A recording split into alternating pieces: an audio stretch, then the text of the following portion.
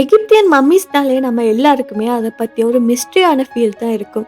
So இந்த mummies சில பேர் என்ன சொல்றாங்கன்னா, ஹிஸ்ட்ரியில கண்டுபிடிக்கப்பட்ட ரொம்பவுமே டேஞ்சரஸான கண்டுபிடிப்புகள்னு சொல்லி.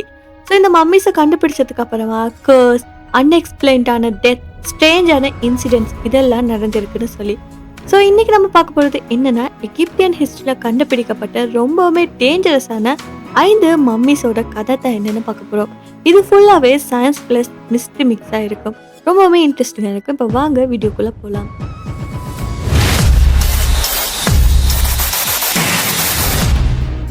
ஸோ அதோட முதலாவது இடம் பார்த்தீங்கன்னா, மன்னர் டுட்டன்காமன்னு சொல்லக்கூடிய ஒரு மம்மி. 1922ஆம் ஆண்டு இந்த மன்னருடைய கல்லறை பார்த்தீங்கன்னா முதன் முறையாக திறக்கப்பட்டுச்சு. அதுக்கப்புறமா கொஞ்ச காலத்திலேயே அந்த கல்லறையை திறந்த பல பேர் விசித்திரமான முறையில மரணம் அடைகிறாங்க. ஸோ இதை கேட்டதுமே அந்த காலத்துல இருந்து நியூஸ் பேப்பர்ல எல்லாம் பார்த்தீங்கன்னா, இந்த பரோ மன்னனோட சாபம் தான், அதனால தான் இவங்க எல்லாம் இறந்து போனாங்கன்னு சொல்லி பெரிய தலைப்புகள்ல செய்திகள் எல்லாம் வெளியே வருது. அதாவது இந்த மம்மியை தொட்டாலே சாபம் வரும் அப்படின்னு சொல்லி மக்கள் எல்லாருமே நம்ப ஆரம்பிச்சிட்டாங்க.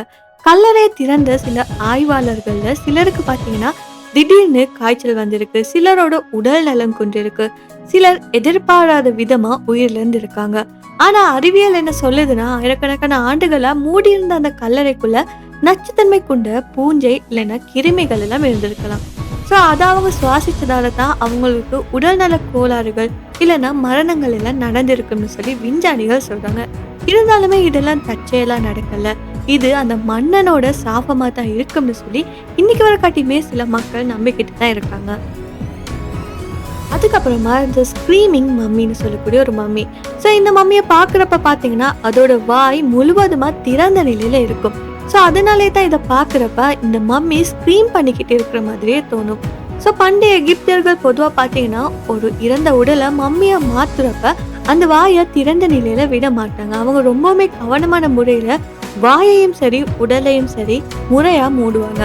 ஆனா இந்த மம்மி மட்டும் வழக்கத்திலிருந்து முற்றிலுமே மாறுபட்டதா இருந்திருக்கு. ஸோ அதனாலே சயின்டிஸ்ட் என்ன சந்தேகப்படுறாங்கன்னா, இந்த மனிதனுக்கு கடுமையான ஒரு தண்டனை கொடுக்கப்பட்டிருக்கலாம், இல்லைன்னா அவர் உயிரோடு இருக்கிறப்பவே மம்மியா மாற்ற செயல் தொடங்கப்பட்டிருக்கலாம்னு சொல்லி அவங்க எல்லாம் அவங்களோட கருத்தை தெரிவிக்கிறாங்க. ஸோ அப்படி நடந்திருந்தா அது மிக கொடூரமான தண்டனையாக இருக்கும்னு சொல்றாங்க.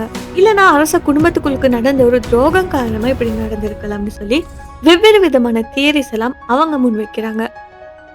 அடுத்தது பாத்தீங்கன்னா த அன்லக்கி மம்மி. இந்த மம்மி பாத்தீங்கன்னா இன்னைக்கு இருக்கக்கூடிய பிரிட்டிஷ் மியூசியத்துல பாதுகாக்கப்பட்டு வருது. ஆனா இதோட முழு உடலும் அந்த மம்மிக்குள்ள இல்லை. இந்த மம்மி சவப்பெட்டியோட மேல் மூடிய பகுதி மட்டும்தான் இருக்குது. ஸோ இது இருந்தாலுமே கூட இந்த மம்மியை சுற்றி நிறைய பயமூட்டக்கூடிய கதைகள் எல்லாம் பரவி இருக்கு.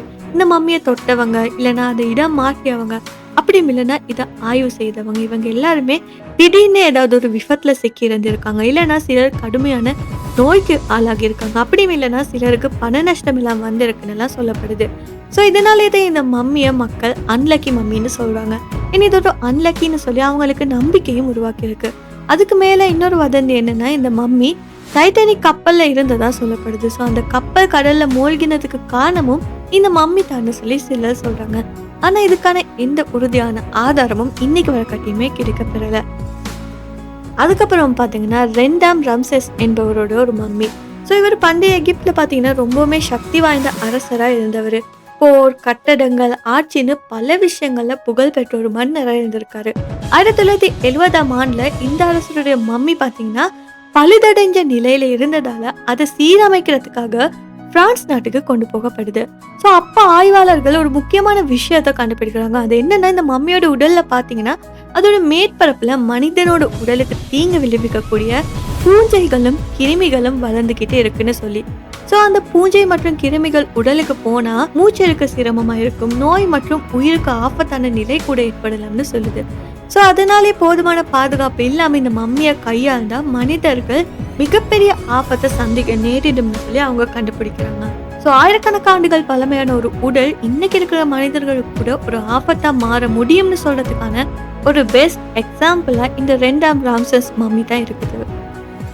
இறுதியா பார்க்க போற விஷயம் பாத்தீங்கன்னா, எகிப்துல பல பழமையான கல்லறைகள்ல கண்டுபிடிக்கப்பட்ட அடையாளமே தெரியாத மம்மிகள் எல்லாம் இருந்திருக்கு.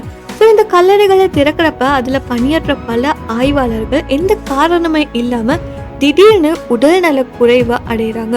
ஸோ சிலருக்கு மூச்சு தொந்தரவு ஏற்பட்டிருக்கு, சிலருக்கு கடும் காய்ச்சல் வந்திருக்கு, சிலர் நீண்ட நாட்கள் நோயாலேயே பாதிக்கப்பட்டிருக்காங்க. ஸோ இதுக்கு காரணம் என்னன்னா, ஆயிரக்கணக்கான ஆண்டுகளா மூடிய நிலையில இருந்த அந்த கல்லறைக்குள்ள பார்த்தீங்கன்னா உயிருக்கு தீங்கு விளைவிக்கக்கூடிய நுண்ணிய கிருமிகள், பூஞ்சைகள் இதெல்லாம் வளர்ந்து கொண்டு இருந்திருக்கு. ஸோ அந்த இடத்தை திடீர்னு திறக்கிறப்ப அங்க காற்று மனிதர்களுக்கு ரொம்பவுமே ஆபத்தா மாறுது. ஸோ இந்த காற்றை சுவாசிக்கிறதால தான் இப்படியெல்லாம் பிரச்சனைகள் ஏற்படுதுன்னு சொல்றாங்க. இது சயின்ஸ்ல கல்லறை நோய்னு சொல்லி குறிப்பிடுறாங்க. அதாவது பழமையான கல்லறைகள் உள்ள காற்று நோய்களை உண்டாக்குற தன்மையை கொண்டது. ஸோ காய்ஸ், இந்த 5 மம்மிஸோட கதையை பார்த்தீங்கன்னா கர்ஸ், மிஸ்ட்ரி, சயின்ஸ் இது எல்லாம் மிக்ஸ் பண்ணின ஒரு எக்ஸாம்பிளாக தான் இருக்குது. சிலது ரொம்பவே டேஞ்சரஸாக இருக்குதுன்னு சொல்லி நம்பிக்கைகள் இருக்குது. சிலது பயாலஜியால் டேஞ்சரஸ் ஆகுது, சிலது ஹிஸ்ட்ரியாலே அது ஒரு டேஞ்சராக தான் இருக்குது. ஸோ நீங்கள் என்ன நினைக்கிறீங்க? இதெல்லாம் கர்ஸா இல்லைன்னா பியூரான ஒரு சயின்ஸாக கமெண்ட்டில் சொல்லுங்கள். ஏன்னா இந்த வீடியோ பிடிச்சிருந்த மறக்காம இந்த வீடியோவை லைக் பண்ணி ஷேர் பண்ணுங்கள். அது மட்டும் இல்லாமல் நம்ம யூடியூப் சேனலை சப்ஸ்கிரைப் பண்ணி பக்கத்தில் இருக்க பெல் ஐக்கானையும் கிளிக் பண்ணிக்கோங்க. இன்னும் ஒரு இன்ட்ரெஸ்டிங்கான வீடியோவில் நான் உங்களை சந்திக்கிறேன். Until then, stay curious, stay safe.